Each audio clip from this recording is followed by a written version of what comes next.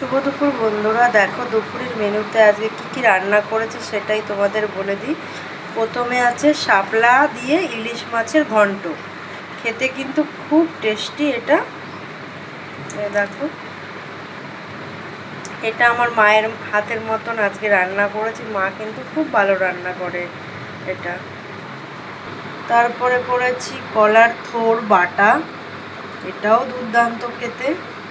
এদিকে আছে পেঁপে আলু দিয়ে ইলিশ মাছ দিয়ে একটা তরকারি। আর এদিকে আছে 3 পিস মাছ ভাজা আমাদের 3 জনের জন্য। আর